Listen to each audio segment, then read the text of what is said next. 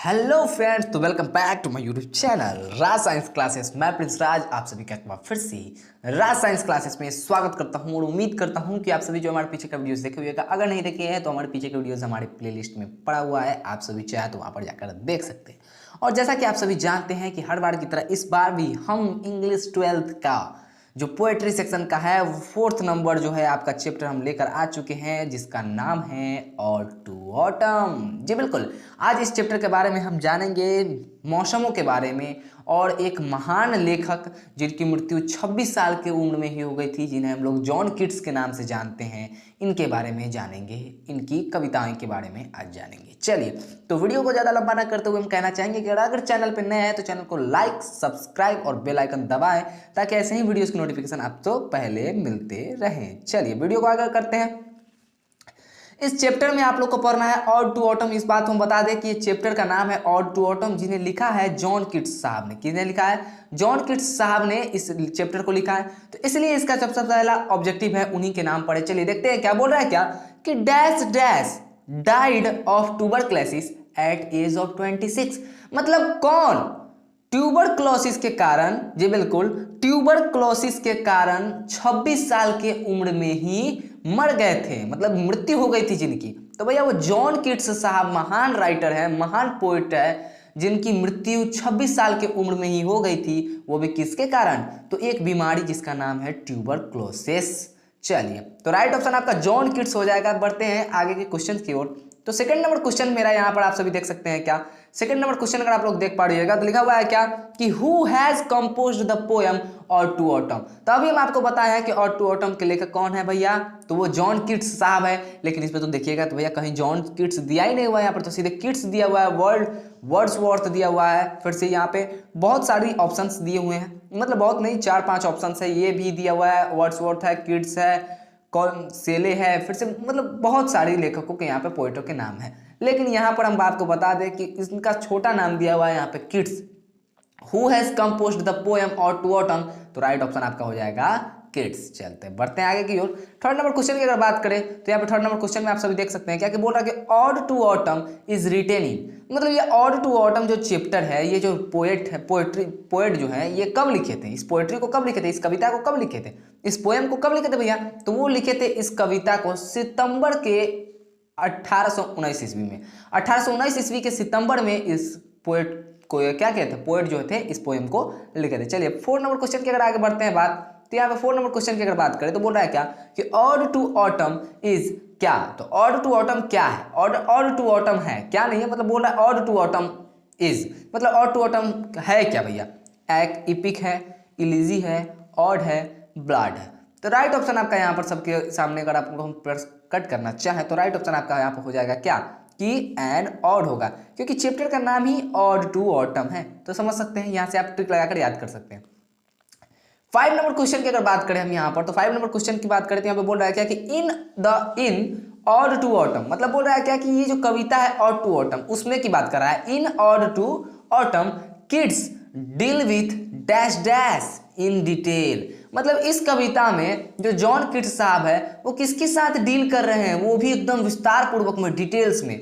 तो भैया ये ऑटम के साथ डील कर रहे हैं, क्योंकि चैप्टर का नाम है ऑड टू ऑटम, इसलिए इसका राइट ऑप्शन हो जाएगा ऑटम। चलिए 6 नंबर क्वेश्चन की अगर बात करें यहाँ पर तो बोल रहा है क्या कि ऑड टू ऑटम कॉन्सिस्ट, मतलब कि ऑड टू ऑटम जो है ये कितनी स्टेंजाज में लिखी गई है, कितनी स्टेंजाज में इनको सीमित कर दिया गया। तो 4 स्टेंजा, 3 स्टेंजा, 5 स्टेंजाज, 6 स्टेंजाज। तो राइट ऑप्शन आपका यहाँ पे जो होने जा रहा है वो राइट ऑप्शन आपका हो जाएगा 3 स्टेंजा में ये क्या कर दिया गया है, जी बिल्कुल 3 स्टेंजा में इसको क्या कर दिया गया है, आपको इसको सीमित कर दिया गया है। और लाइन की अगर बात करें तो ये 11 लाइन में सीमित कर दिया गया है। चलिए आगे की ओर बढ़ते हैं। 7 नंबर क्वेश्चन की अगर बात करें यहाँ पर तो बोल रहा है क्या कि the theme of autumn is, मतलब पूछ रहा है क्या कि जो ऑटम जो है, ये जो ऑटम एक मतलब क्या है भाई, ऋतु का नाम होता है, मौसम जो होती है वो होती है, ठीक है। The theme of autumn is क्या, तो भैया थीम क्या होता है, ऑटम का थीम क्या होता है भैया? तो ऑटम का जो थीम होता है या तो फुलफिलमेंट होता है, फुलफिलमेंट या फिर मैच्योरिटी होता है। क्या होता है? फुलफिलमेंट या फिर मैच्योरिटी। चलिए 8 नंबर क्वेश्चन की अगर बात करें यहाँ पर तो बोल रहा है क्या कि Keats was dash dash poem, Keats जो थे, जॉन किट्स साहब, वो कैसे पोएम थे भैया? तो वो रोमांटिक पोएम थे। कैसे पोएम थे? Romantic poem. जी बिल्कुल। मतलब रोमांटिक कहने का मतलब ये नहीं होता है कि लव से संबंधित हो, हर चीज सबके प्रति, सबका अपना अपना प्यार होता है, किसी का किसी और के प्रति, तो किसी का पेड़ पौधे के प्रति, तो किसी के माता पिता के प्रति। उसी प्रकार इनका था कविता के प्रति, ठीक है। और ये कैसे पोएट है? तो ये है रोमांटिक पोएट है। चलिए आगे की ओर बढ़ते हैं। 9 नंबर क्वेश्चन की अगर बात करें तो यहाँ पे बोल रहा है क्या कि हु कॉल्ड, जी बिल्कुल, किसने कहा था, कौन कहा, ode to autumn Keats the most satisfying of all odes. किसने बोला था ये भैया? तो ये ऑर्थर जो साहब थे, ये ऑर्थर कॉम्पटन रिकेट कहते हैं ये। जी बिल्कुल, इसका राइट ऑप्शन आपका हो जाएगा डी। चलिए बढ़ते हैं आगे की ओर। 10 नंबर क्वेश्चन की अगर बात करें तो 10वीं नंबर क्वेश्चन की अगर बात करें तो बोला कि each stanzas of ode to autumn consist.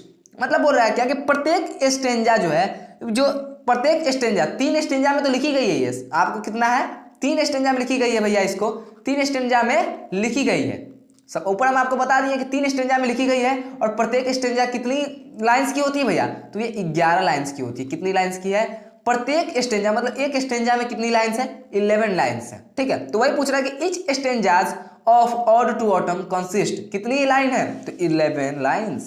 समझ में आया? बढ़ते हैं आगे। 11 नंबर क्वेश्चन की अगर बात करें यहाँ पर तो 11 नंबर क्वेश्चन में बोल रहा है क्या कि who has been personified in ode to autumn. मतलब कि who has been personified in ode to autumn. Personified कौन है इसमें भैया? किसका किया गया? तो स्प्रिंग को, ऑटम को, विंटर को, समर को। तो राइट ऑप्शन आप लोगों का हो जाएगा क्या? Autumn is right option. चलिए 11 नंबर क्वेश्चन को आगे बढ़ते हैं। 12 नंबर क्वेश्चन की अगर बात करें तो 12 नंबर क्वेश्चन पे यहाँ पे बोल रहा है क्या कि John Keats has written the poem. John Keats ने कविता लिखा। कैसा कविता? कौन कविता लिखा था? An epitaph, ode to autumn, the soldier, fire hymn. तो भैया फायर हाइमन नहीं लिखा था, ना ही द सोल्जर लिखा था, और ना ही एन एपिटफ लिखा था। तो बचा क्या? Ode to autumn. तो राइट ऑप्शन आपका क्या हो जाएगा? ऑड टू ऑटम हो जाएगा। चलिए 13 नंबर क्वेश्चन की अगर बात करें यहाँ पर तो 13 नंबर क्वेश्चन की अगर बात करें यहाँ पर तो बोल रहा है क्या कि autumn is a season of मेलो। मतलब बोल रहा है कि ऑटम एक सीजन है ऑफ मेलो। किसका है? मेलो का। तो मेलो क्या? मेलो फ्रूटफुलनेस, नो वाइंड, फ्रूटफुलनेस, या फिर फ्रूटलेसनेस, या फिर नॉन ऑफ दिस। तो राइट ऑप्शन आपका हो जाएगा यहाँ पे क्या?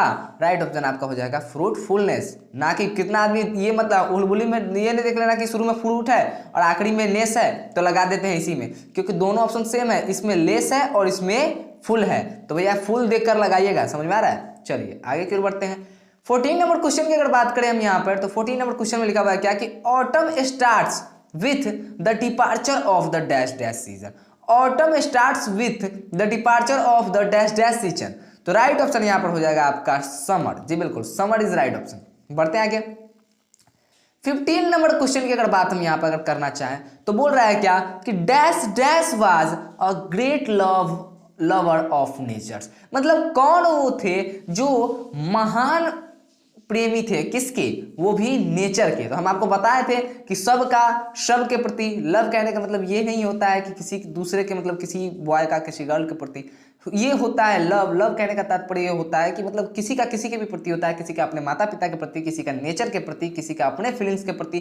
तो ये जो थे, इन साहब का जब यहाँ पे बारे में पूरा चर्चा कर दिया गया है कि कौन थे वे जो नेचर के, मतलब जो प्रकृति के महान प्रेमी थे। तो यहां पर आपका जो राइट ऑप्शन हो जाएगा वो हो जाएगा क्या?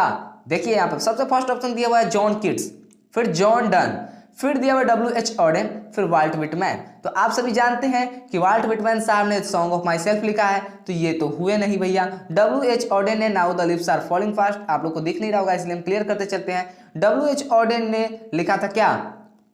Now the leaves are falling fast, तो ये भी नहीं होंगे। जॉन डन साहब ने क्या लिखा था भैया? अब कितना आदमी जॉन जॉन देख के मार देगा इस पर सही, तो ये गलत हो जाएगा आपका।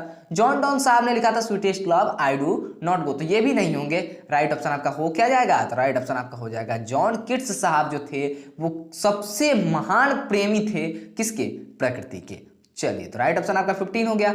16 नंबर क्वेश्चन की अगर बात यहाँ पे हम करें तो यहाँ पे 16 नंबर क्वेश्चन में लिखा हुआ है क्या कि in the dash dash new leaves and fruits come out on trees. तो आपको हम ऊपर पढ़ाए हुए हैं 18 ऊपर पढ़ाए हुए हैं क्या कि ऑटम का जो महीना होता है, ऑटम जो सीजन होता है, ऑटम का जो सीजन, जी बिल्कुल, अगर आप नहीं देख पा रहे हैं तो हम आपको वापस लिख के दिखाते हैं कि ये जो ऑटम AUTUMN होता है स्पेलिंग, जी बिल्कुल, ये जो ऑटम यहाँ पर जो आप देख रहे हैं इसका जो महीना चलता है, यहाँ पे थोड़ा सा मिस्टेक हो जाता है कभी कभी, ठीक है। तो ऑटम का जो ये महीना चलता है, सॉरी महीना नहीं, ये जो सीजन होता है इसका, ये जो मौसम होता है, ये जो ऋतु होती है, इसमें क्या होते हैं फ्रूटफुलनेस। यहाँ ऊपर हम बताए हैं कि ये इसका मतलब क्या होता है, फ्रूटफुलनेस होता है। फ्रूटफुलनेस मतलब समझ रहे हैं कि इसमें फ्रूटफुलनेस यहाँ पे बात कर रहा है, फुलनेस का तात्पर्य होता है भरा पूरा, ठीक है।